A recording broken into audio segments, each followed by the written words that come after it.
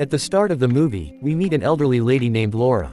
Laura was the first female manager of the London Diamond Corporation, starting in 1960, 36 years ago. At that time, the concept of women working was almost non-existent. She worked very hard, earned money, and gained significant trust in the funding she managed. A reporter asks her the secret of her success. Laura takes out a diamond from her bag and shows it to the reporter. It was a very precious diamond. Laura reveals that she stole it from the London Diamond Corporation when she worked there in the 1960s. Despite being a capable manager, she was not promoted in any way for 6 years.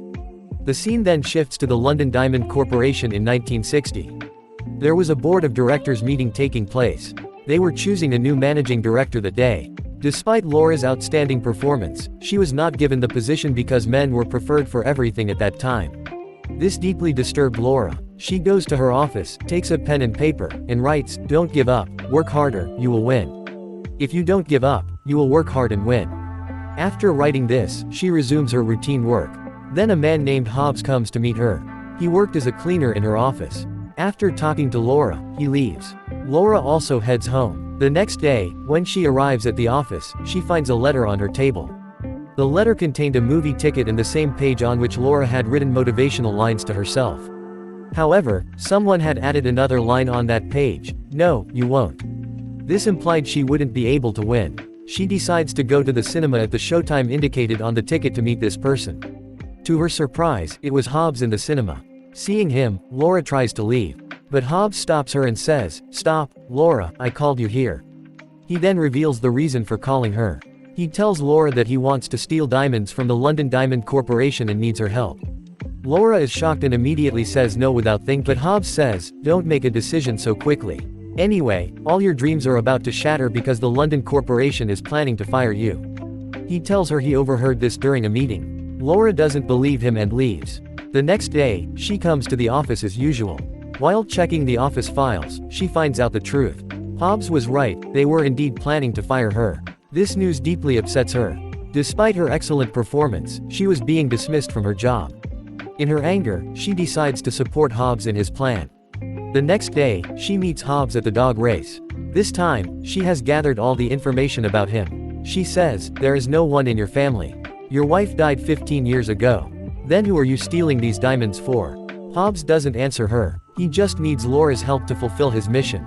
He brings Laura to his house. While discussing his plan, he tells her that every night at 9 o'clock, the office is completely empty, except for 2 guards on the ground floor. For the past 14 years, he has been cleaning outside the locker at 9 o'clock at night. This would be the time to steal the diamonds. Laura responds, "It's not possible.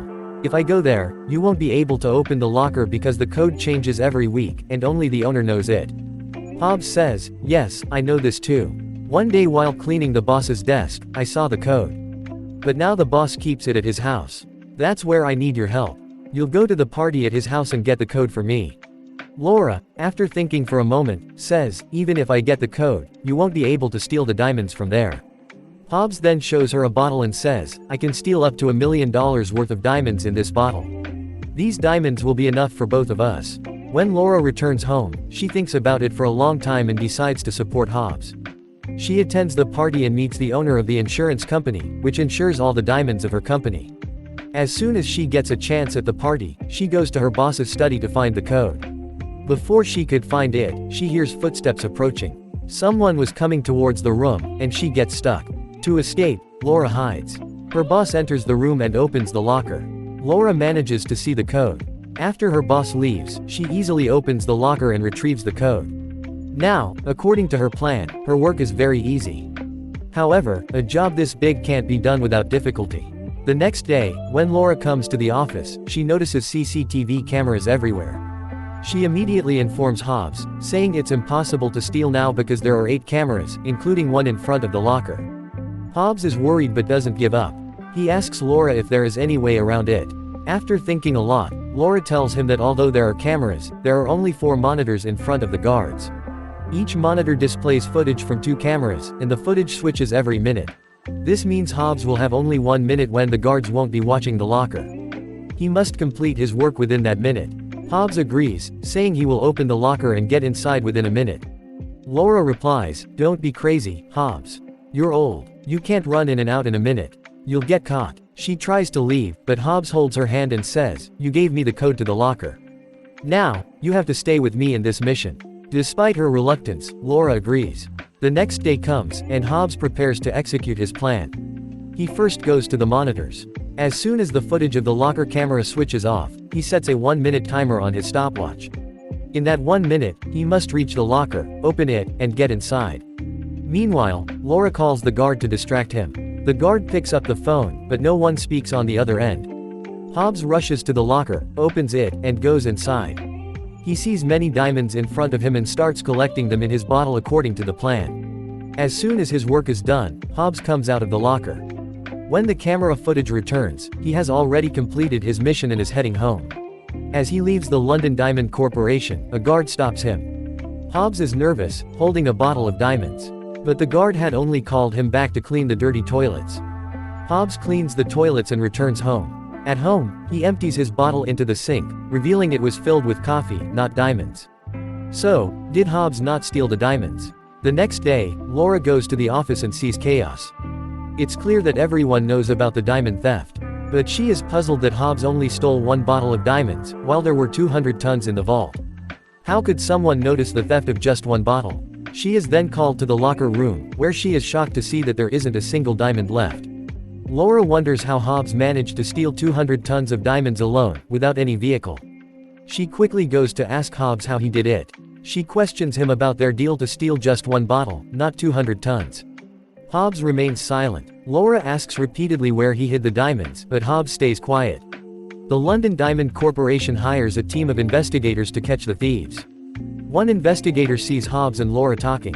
He calls Hobbs in for questioning. Laura is scared. She meets Hobbs at a hotel and asks what the investigator asked him and where the diamonds are hidden. Hobbs tells her she will know everything when the time is right.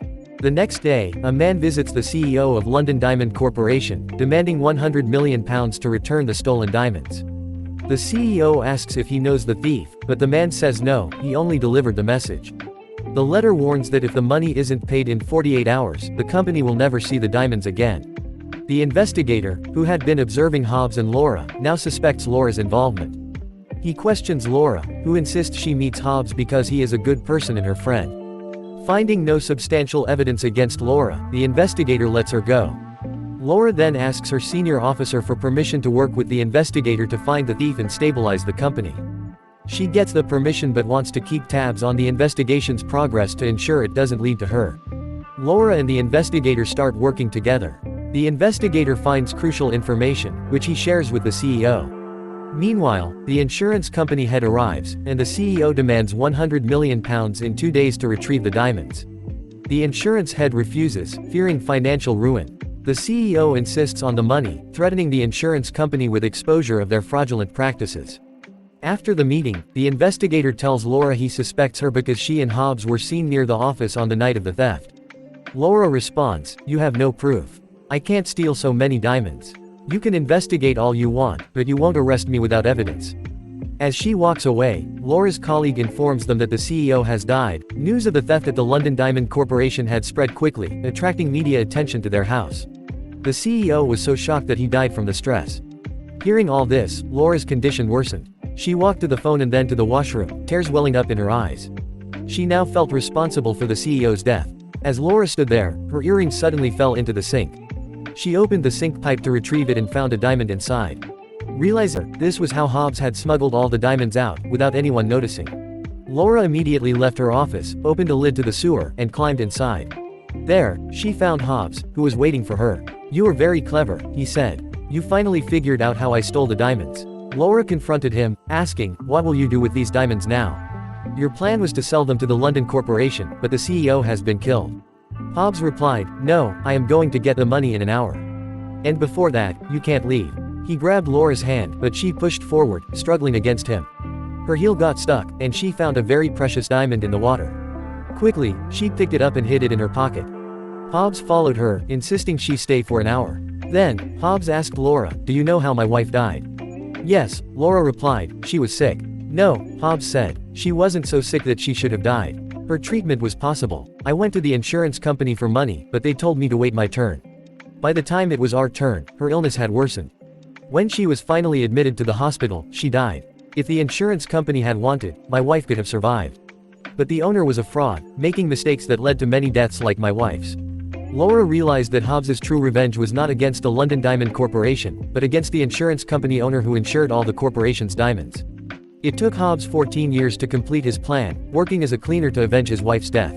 The scene cuts to the insurance company owner, now threatened by investors from the London Diamond Corporation. "If you don't return our diamonds, we'll expose your fraud," they warned.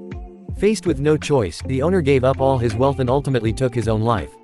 Back in the sewer, Hobbs explained to Laura how he stole the diamonds. "I timed everything perfectly. I would go in, put the diamonds in the dustbin, and wash them in the washroom. I did this repeatedly, without being seen by the cameras." Laura found the diamonds and informed the investigator. The company recovered the stolen diamonds, claiming to the media that the theft was just a rumor. Hobbs, however, disappeared without a trace, leaving no evidence against Laura. The scene shifts to the present, where a reporter interviews Laura. She asks, what happened to Hobbs? Laura reveals that after that day, Hobbs disappeared. Years later, she received a bank letter indicating that Hobbs had transferred all his insurance company money to her. In his letter, Hobbs apologized for involving her in his plan, explaining he needed an insider and she was the best option since the company was about to fire her. Laura handed the reporter a file detailing how she spent the money on those in need. Ladies and gentlemen, that concludes our film. I hope you enjoyed this video. If you did, please consider subscribing to King's Recaps for more amazing content. Thank you for watching. Goodbye.